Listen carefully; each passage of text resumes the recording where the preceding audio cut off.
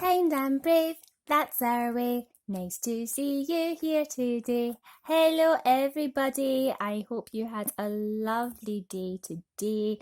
It was my niece's birthday today and she had a big unicorn cake, so I think she's had a nice day today. We are going to crack on with chapter 25. We're going to learn a little bit more about the bugs that James is sharing the peach with and all the different jobs they are. All the different jobs that they do and how important they are for the garden.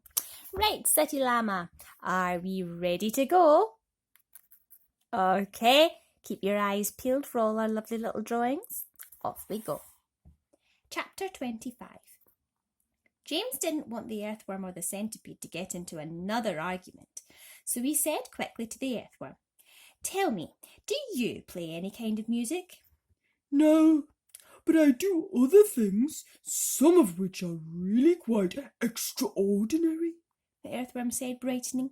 "Such as what?" asked James. "Well," the earthworm said, "next time you stand in a field or in a garden and look around you, then just remember this, that every grain of soil upon the surface of the land, every tiny little bit of soil that you can see, has actually passed through the body of an earthworm during the last few years. Isn't that wonderful?" "It's not possible," said James. "My dear boy, it's a fact." "You mean you actually swallow soil?" "Like mad," the earthworm said proudly. "In one end and out the other." "But what's the point?"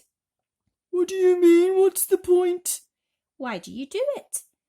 "We do it for the farmers. It makes the soil nice and light and crumbly so that things will grow well in it. If you really want to know, the farmers couldn't do without us. We're quite essential. We're vital. So it's only natural that the farmer should love us. He loves us even more, I believe, than he loves the ladybird."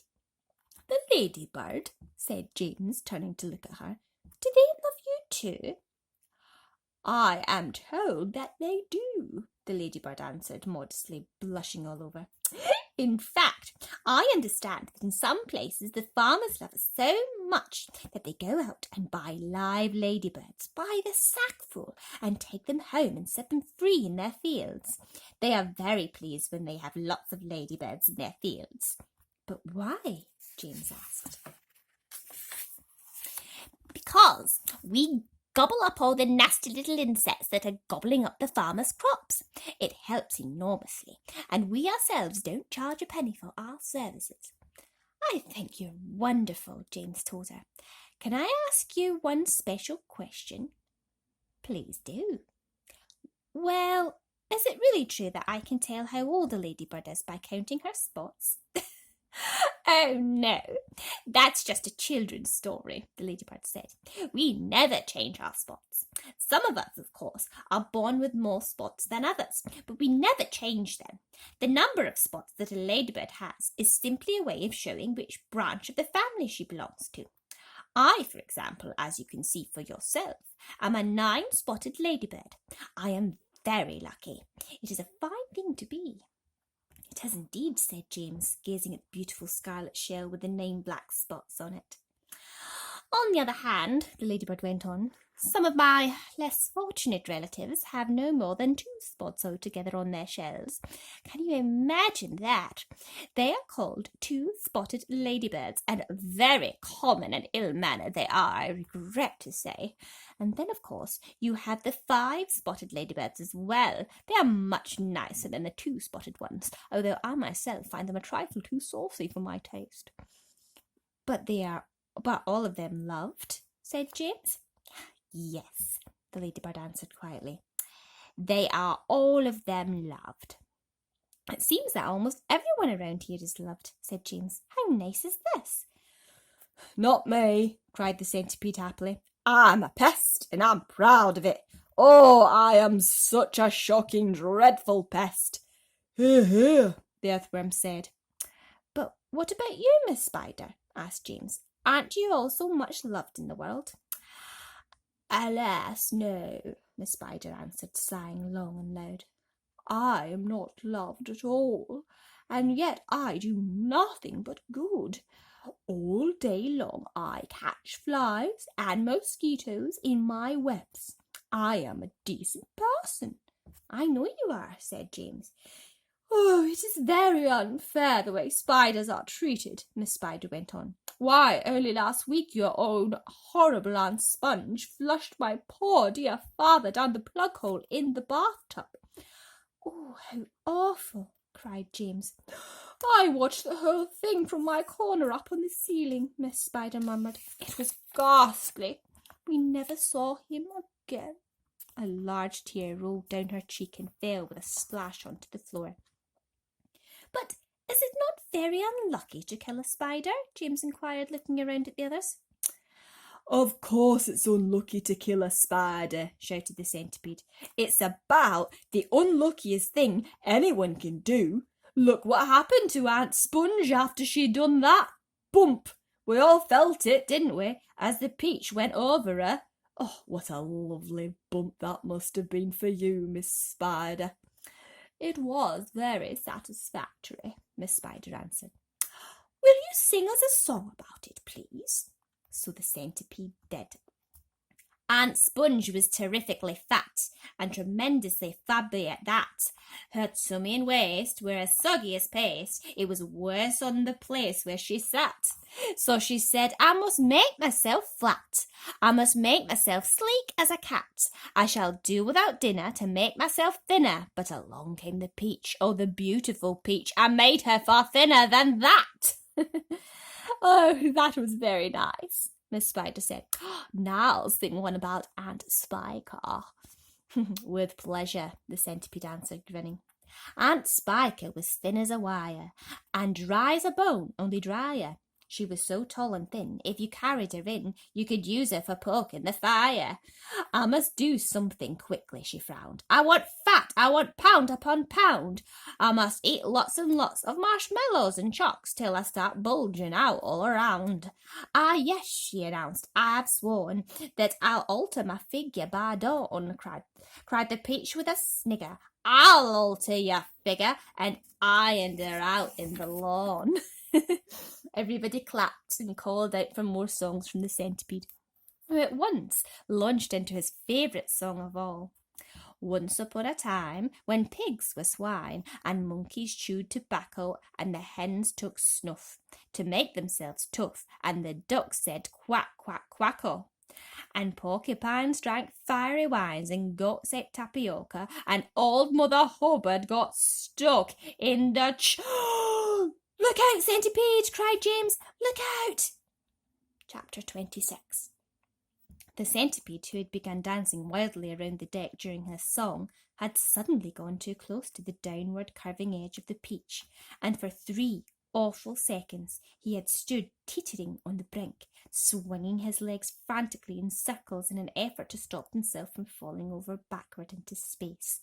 But before anyone could reach him, down he went. He gave a shriek of terror as he fell, and the others rushing to the side and peering over saw his poor long body tumbling over and over through the air, getting smaller and smaller until it was out of sight. "Silkworm!" yelled James. "Quick, start spinning!" The silkworm sighed, for she was very tired from spinning all that silk for the seagulls, but she did as she was told. "I'm going down after him," cried James, grabbing the silk string as it started coming out of the silkworm and tying the end of it around his waist. "The rest of you hold on to Silkworm so I don't pull her over with me, and later on if you feel 3 tugs on the string, start hauling me up again." He jumped and he went tumbling down after the centipede, down, down, down towards the sea below. And you can imagine how quickly the silkworm had to spin to keep up with the speed of his fall. "We'll never see either of them again," cried the ladybird. Oh dear, just when we were all so happy too." Miss Spider, the glowworm, and the ladybird all began to cry. So did the earthworm. "I don't care a bit about the centipede," the earthworm sobbed, "but I really did love that little boy." Very softly the old green grasshopper started to play the funeral march on his violin, and by the time he had finished, Everyone, including himself, was in floods of tears. Suddenly, there came 3 sharp tugs on the rope. Pull! Shouted the old green grasshopper. Everyone get behind me and pull! There was about a mile of string to be hauled in, but they all worked like mad, and in the end, over the side of the peach, there appeared a dripping wet James, with a dripping wet centipede clinging to him tightly with all 42 of his legs. "He saved me," gasped the centipede. "He swam around in the middle of the Atlantic Ocean until he found me." My dear boy, the old green grasshopper said, patting James on the back, I do congratulate you. "My boots!" cried the centipede. "Just look at my precious boots. They are ruined by it water." Be quiet, the earthworm said. You are lucky to be alive. "Are we still going up and up?" asked James. "We certainly are," answered the old green grasshopper. "And it's beginning to get dark." "I know, it'll soon be night." "Why don't we all go down below and keep warm until tomorrow morning?" Miss Spider suggested. No, the old grasshopper said. I think that would be very unwise. It would be safer if we all stay up here through the night and keep watch. Then, if anything happens, we shall anyway be ready for it. Chapter 27. James Henry Trotter and his companions crouched close together on top of the peach as the night began closing in around them. Clouds like mountains towered high above their heads on all sides, mysterious, menacing, overwhelming. Gradually it grew darker and darker, and then a pale 3/4 moon came up over the tops of the clouds and cast an eerie light over the whole scene. The giant peach swayed gently from side to side as it floated along, and the hundreds of silky white strings going upward from its stem were beautiful in the moonlight. So also was the great flock of seagulls overhead. There was not a sound anywhere. Travelling upon the peach was not in the least like travelling in on an aeroplane. The aeroplane comes clattering and roaring through the sky, and whatever might be lurking secretly up there in the great cloud mountains goes running for cover as it approaches. That is why people who travel in aeroplanes never see anything. But the peach, yes, the peach was a soft, stealthy traveller, making no noise at all as it floated along. And several times during that long silent night ride, high up in the middle of the ocean in the moonlight, James and his friends saw things that no one had ever seen before. Once as they drifted silently past a massive white cloud, they saw on top of it a group of strange, tall, wispy-looking things that were about twice the height of ordinary men. They were not easy to see at first because they were almost as white as the cloud itself, but as the peach sailed closer, it became obvious that these things were actually living creatures. Tall, wispy, wraith-like, shadowy, white creatures who looked as though they were made out of a mixture of cotton wool and candy floss and thin white hairs. Oh, the ladybird said, I don't like this at all. Shh, James whispered back. Don't let them hear you. They must be cloud men. Cloud men? They murmured, huddling closer together for comfort. Oh dear. I'm glad I'm blind and can't see them, the earthworm said, or I would probably scream. I hope they don't turn round and see us, Miss Spider stammered. Do you think they would eat us? The earthworm asked. They would eat you, the centipede answered, grinning. They would cut you up like a salami and eat you thin slices. Poor earthworm began to shiver all over with fright. But what are they doing? The old green grasshopper whispered. I don't know, James answered softly. Let's watch and see. The cloud men were all standing in a group, and they were doing something peculiar with their hands. First, they would reach out, all of them at once, and grab a handful of cloud. Then they would roll these handfuls of cloud in their fingers until they turned into what looked like large white marbles. Then they would toss the marbles to one side and quickly grab more bits of cloud and start over again. It was all very silent and mysterious. The pile of marbles beside them kept growing larger and larger. Soon there was a truckload of them there at least.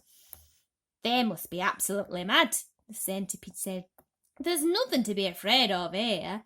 Be quiet, you pest, The earthworm whispered.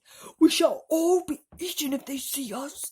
But the cloud men were much too busy with what they were doing to have noticed the great peach floating silently up behind them. Then the watchers on the peach saw one of the cloudmen raising his long wispy arms above his head, and they heard him shouting, "All right, boys, that's enough. Get the shovels." And all the other cloudmen immediately let out a strange, high-pitched whoop of joy and started jumping up and down and waving their arms in the air. Then they picked up enormous shovels and rushed over to the pile of marbles and began shoveling them as fast as they could over the side of the cloud into space. "Down they go!" they chanted as they worked. "Down they go, hail and snow, freezes and sneezes, noses will blow." "It's hailstones," whispered James excitedly. "They've been making hailstones, and now they're showering them down on people in the world below." "Hailstones?" the centipede said. "That's ridiculous. This is summertime. You don't have hailstones in summertime." "They are practicing for winter," James told him. "I don't believe it," shouted the centipede, raising his voice. "Shh," the others whispered, and James said softly, "For heaven's sake, centipede, don't make so much noise." The centipede roared with laughter. "Ha, ha, ha! Those imbeciles couldn't hear anything," he cried. "They're deaf as doorknobs, you watch." And before anyone could stop him, he had cupped his front feet to his mouth and was yelling at the cloud men as loud as he could. "Idiots!" he yelled. "Nincompoops! Half-wits! Blunderheads! Asses! What on earth do you think you're doing over there?" The effect was immediate. The cloud men jumped around as if they'd been stung by wasps, and when they saw the great golden peach floating past them not 50 yards away in the sky, they gave a yelp of surprise and dropped their shovels to the ground. And there they stood, with the moonlight streaming down all over them, absolutely motionless, like a group of tall, white, hairy statues staring at the gigantic fruit as it went sailing past. The passengers on the peach, all except the centipede, sat frozen with terror, looking back at the cloudmen and wondering what was going to happen. "Now you've done it, you loathsome pest," whispered the earthworm to the centipede. "I'm not frightened of them," shouted the centipede, and to show everybody once again that he wasn't, he stood up to his full height and started dancing about and making insulting signs at the cloudmen with all 42 of his legs. This evidently infuriated the cloudmen beyond belief. All at once they spun round and grabbed great handfuls of hailstones and rushed to the edge of the cloud and started throwing them at the peach, shrieking with fury all the time. "Look out!" cried James. "Quick, lie down, lie flat on the deck." It was lucky they did. A large hailstone can hurt you as much as a rock or a lump of lead if it is thrown hard enough, and my goodness, how those cloudmen could throw. The hailstones came whizzing through the air like bullets from a machine gun, and James could hear them smashing against the sides of the peach and burying themselves in the peach flesh with horrible squelching noises. Plop, plop, plop, and then bing, bing, bing, as he bounced off poor Ladybird's shell because she couldn't lie as flat as the others.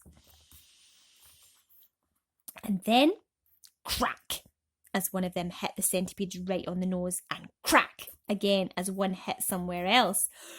"Oh!" he cried. "Oh, stop! Stop, stop, stop!" But the cloudmen had no intention of stopping. James could see them rushing about in the cloud like a lot of huge hairy ghosts, picking up hailstones from the pile, dashing to the edge of the cloud, hurling the hailstones at the peach, dashing back again to get more, and then, when the pile of stones was all gone, they simply grabbed handfuls of cloud and made as many more as they wanted, and much bigger ones now, some of them as large as cannonballs. "Quickly!" cried James. "Down the tunnel, or we'll all be wiped out!"